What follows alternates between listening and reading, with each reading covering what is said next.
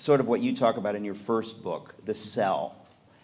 And what fascinates me is, tell us about, I mean, Darwin lived at a time when no one knew what was inside a cell. So they just talked very cavalierly about evolution and stuff. Tell us what happened in science in the last 100 years that leads you to write your first book, Darwin's Black Box, and that leads Stephen Meyer to write Signature in the Cell. What do we know that we didn't know when Darwin was hanging out? Well, when Darwin first started, the cell was thought to be a piece of jelly, protoplasm. Some buddies of Darwin's got some mud from an exploring ship and looked at it under a microscope and thought they saw cells there, and so therefore thought cells would bubble up spontaneously from the ocean depths. So that's just to give you an example of how primitive science was compared to today. But in the 100 years or so, we've discovered that there are molecules in the cell. People back then didn't even know molecules were real. How embarrassing. We all know that. Yeah, it's ridiculous. Yeah. Okay. And as more and more of the cell was studied, DNA was discovered. It turned out that DNA carried information that it So now we're talking about Crick and Watson? Yes. Okay, so fairly recently.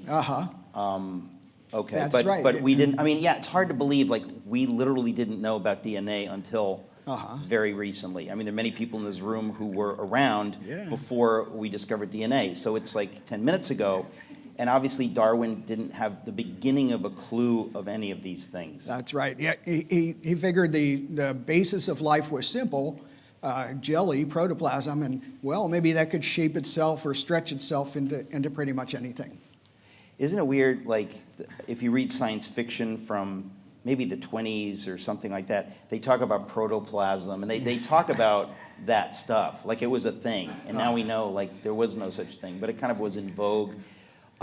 Okay, so we have to ask the question.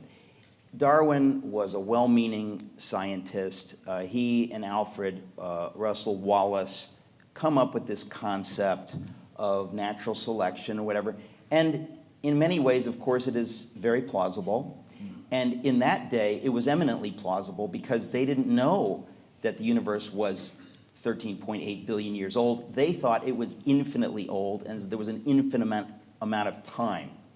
So now that we know what we know, what is it that you think makes it so difficult for other scientists to at least say, Houston, we have a problem, evolution has problems? Well, as you know, science and religion have a history.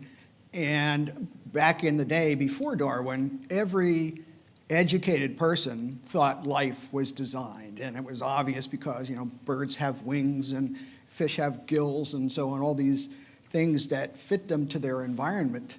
And Darwin proposed this non-intelligent explanation for life, and biology, which was then kind of struggling to become a professional science in its own right, loved it because now we don't have to ask, you know, the pastors and the ministers for permission to say something about life. We'll just figure it all out on our own. So there's a kind of a professional jealousy. People want biology to be able to be explained in the same way that physics and chemistry can be explained. So there's a history.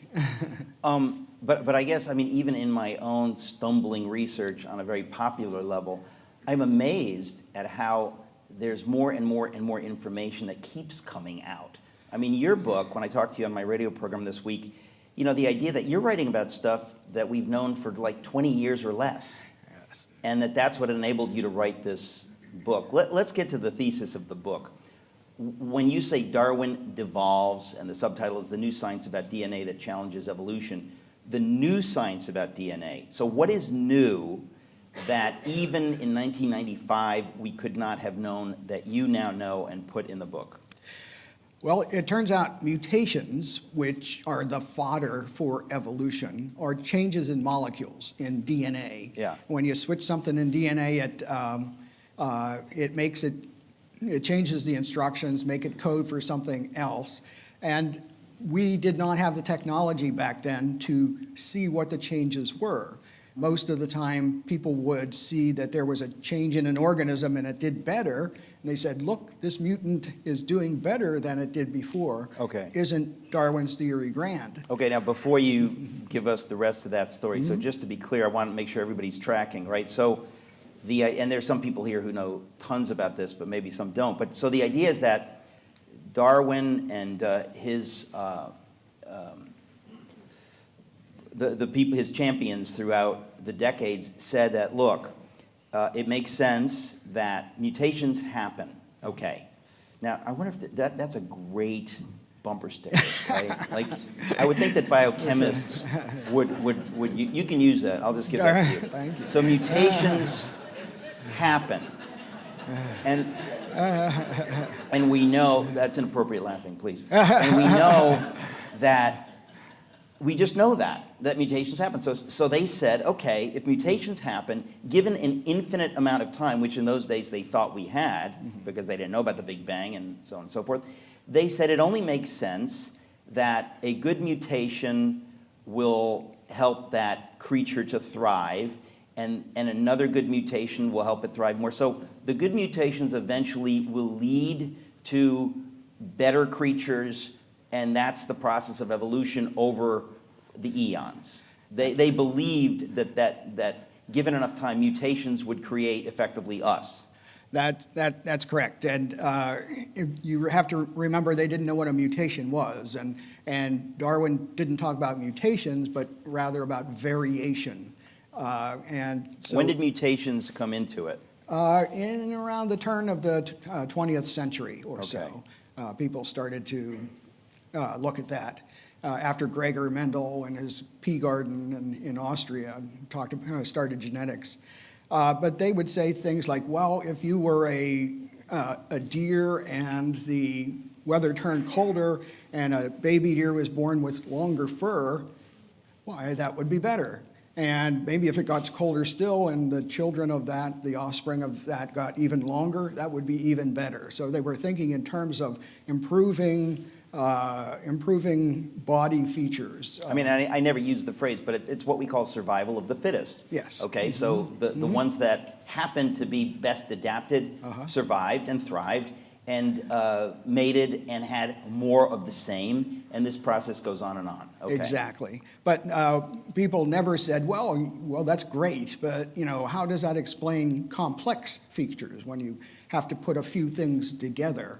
And Darwin kind of treaded lightly around that and waved it off and says, we'll figure that out later when we understand more about biology. But that turns out to be the key critical question. How does complex changes, how do they come about? Okay, so we're not going to have time tonight, but when you say complex changes, in other words, when you're talking about the length of hair, or on the cover of your book you have Darwin's famous finches, right?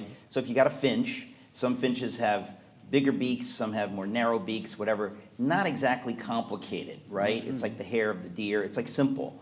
But you're talking about how does a whale come into being?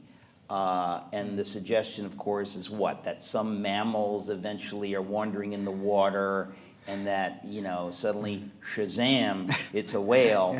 I mean, David Berlinski brilliantly mocks this stuff in his writings because it is very funny when you start talking about, okay, so what's necessary for a land mammal to become a whale, who's also a mammal? What's necessary? And the number of things, like it's so complex that it becomes a kind of madness. So if you say that to a strict Darwinist, what do they say? They say you're a creationist. So name calling is the order of the day. Name calling and condescension, and at best, what you'll get is what's known in the trade as a just so story, where people give kind of a semi-plausible account of perhaps one feature of an organism developing. And it sounds, shaky, but then they say, well, Clearly, that's, that could have happened. That could have happened. So therefore, there's no reason you can't think that that happened and this happened, and we don't get to the point where they all become integrated into one system.